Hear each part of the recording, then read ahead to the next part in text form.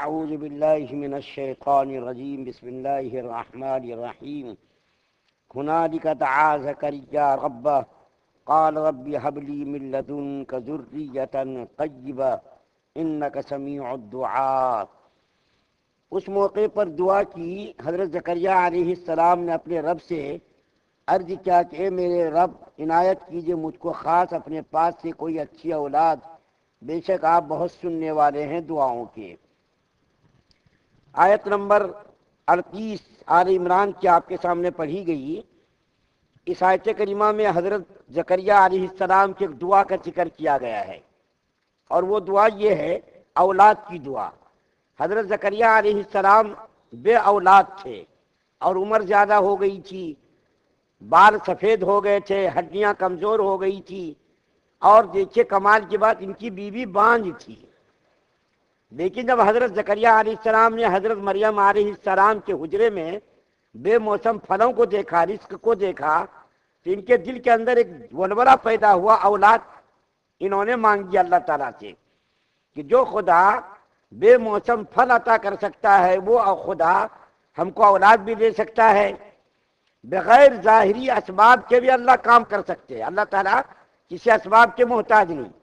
اللہ تعالیٰ نے دنیا کو اسباب کے تحت چلایا، یہ صحیح بات ہے، لیکن اللہ تعالیٰ خود جو ہے کسی اسباب کے محتاج نہیں ہے، بغیر اسباب کے بھی اللہ کام کر سکتے ہیں۔ حضرت آدم علیہ السلام کو دیکھیے بغیر ماں باپ کے پیدا کیا، حضرت حوا علیہ السلام کو بغیر ماں کے پیدا کیا، حضرت عیسیٰ علیہ السلام کو دیکھیے بغیر باپ کے پیدا کیا۔ تو خدا کسی اسباب کا محتاج نہیں، بغیر اسباب کے بھی اللہ سب کچھ کر سکتے، اس کے لیے کوئی مسئلہ نہیں۔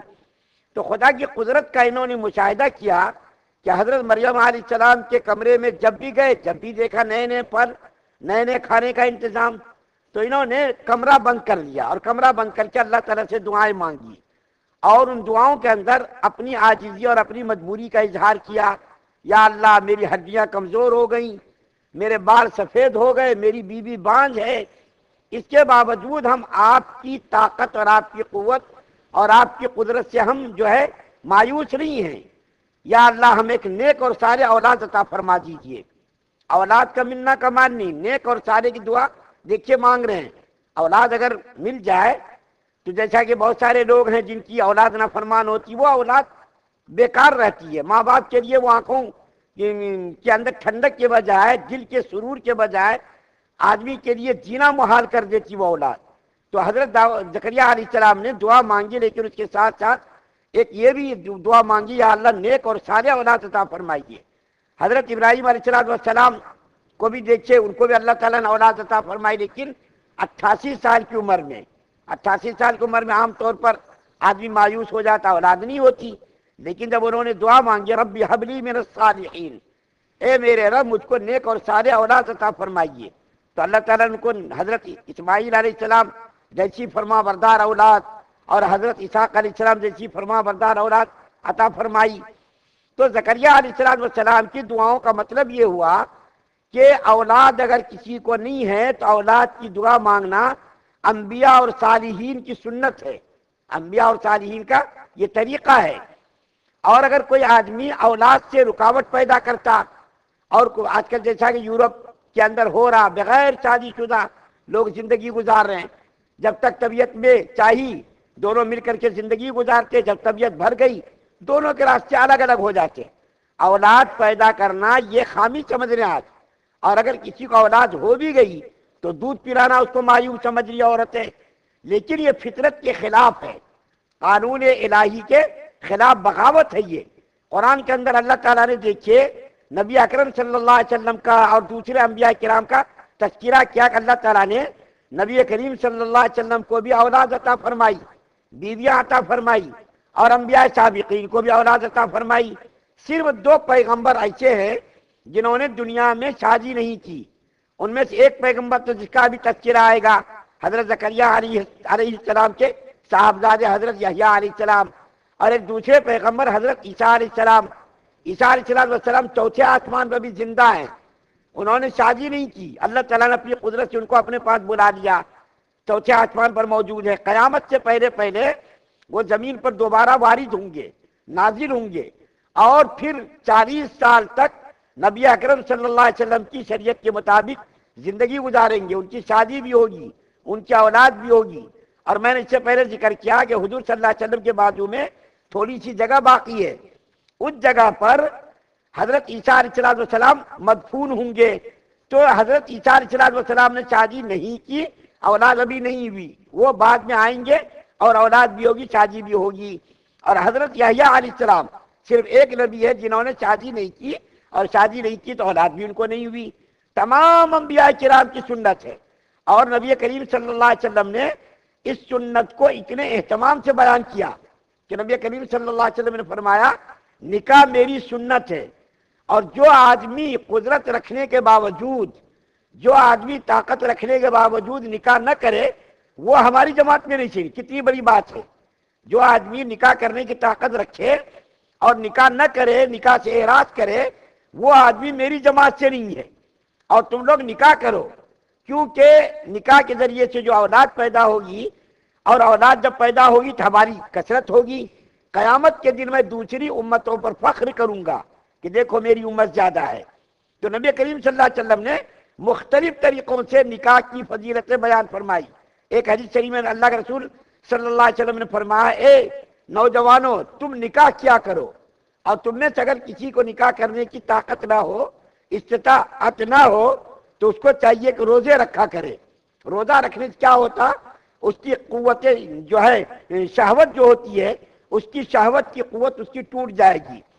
حضرت ام سلیم رضی اللہ تعالی عنہ نبی کریم صلی اللہ علیہ وسلم کی رشتہ دار عورت تھی، انہوں نے اپنے بیٹے حضرت انس رضی اللہ تعالیٰ عنہ کو نبی کریم صلی اللہ علیہ وسلم کی خدمت میں پیش کر دیا کہ میں آپ کی خدمت کے لیے ان کو پیش کرتی ہوں۔ 10 سال انہوں نے حضور صلی اللہ علیہ وسلم کی خدمت کی۔ حضرت ام سلیم رضی اللہ تعالیٰ عنہ نے ایک مرتبہ عرض کیا یا رسول اللہ صلی اللہ علیہ وسلم میری خواہش ہے کہ آپ میرے صاحبزادے اور آپ اپنے خادم کے لیے کوئی مخصوص دعا فرمائیے۔ تو اللہ کے رسول صلی اللہ علیہ وسلم نے دعا فرمائی یا اللہ اس کی اولاد میں، اس کے مال میں اور اس کے گھر کی چیزوں میں آپ برکت عطا فرمائیے۔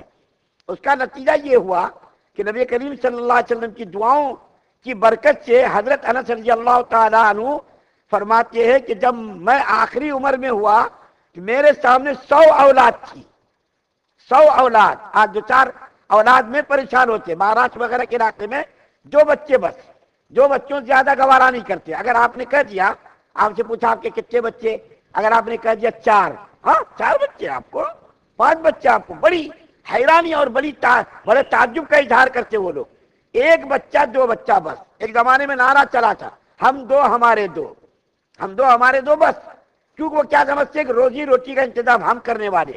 ان کمبختوں کو نہیں معلوم جو خدا پتھر کے اندر کیڑوں کو رزق پہنچاتا، پہاڑوں کے غاروں میں رزق پہنچاتا، ماں کے پیٹ میں رزق پہنچاتا، کیا وہ بچہ دنیا میں آئے گا تو اللہ تعالیٰ اس کو رزق کا انتظام نہیں کریں گے؟ وہ کیا سمجھتے یہ میرا کمال ہے، بس 2 بچے بس کافی ہے، 1 بچہ بس کافی۔ جتنے بڑے بڑے ساہوکار لوگ ہیں، بڑے بڑے لوگ مالدار ہیں، سب کو دیکھیے 1 بچہ یا تو 2 بچے بس، اس سے زیادہ بچہ پیدا کرنا معیوب سمجھتے۔ بعض ملکوں میں تو یہ حالت ہو گئی ہے، کم بچے ہونے کی وجہ سے حکومت اعلان کرنے میں مجبور ہو رہی کہ جس کو زیادہ بچہ ہوگا اس کو ہم انعام دیں گے، اس کو ہم تمغہ دیں گے۔ چین وغیرہ نے بڑی کوشش کی، زبردستی لوگوں کو نامرد بنا دے رہے، آپریشن کر دے رہے۔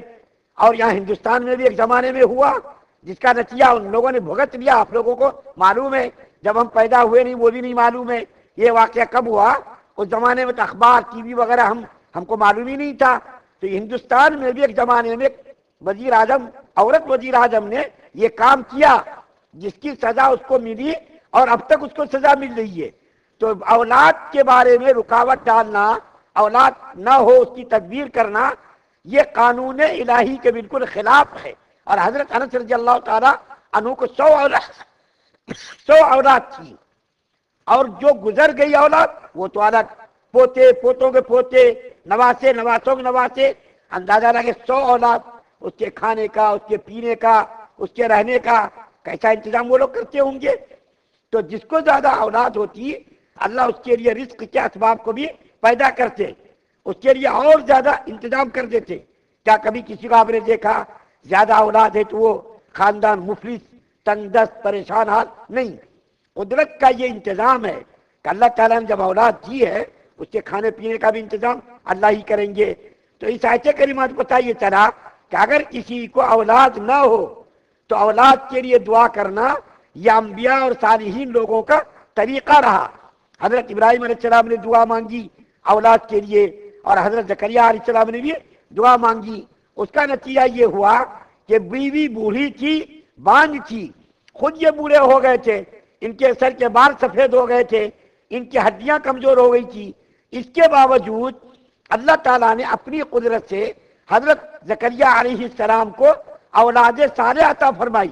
اور ایسی اولاد جو نبی جس کو اللہ تعالیٰ نے بنایا، جس کو نبوت کے لیے اور وحی کے لیے مخصوص کر دیا، جس کا ذکر آگے کی آیت میں ہے. اللہ تعالیٰ سے دعا ہے کہ اللہ تعالیٰ ہم تمام مسلمانوں کی اولادوں کو نیک اور سارے بنائے، آنکھوں کی ٹھنڈک بنائے. یا اللہ جو لوگ پریشان حال ہیں ان کی پریشانیوں کو دور کر دیجئے، جو لوگ قرضوں پریشان حال ہیں یا اللہ ان کے قرضوں کا ادائیگی کی شکلیں پیدا فرما دیجئے.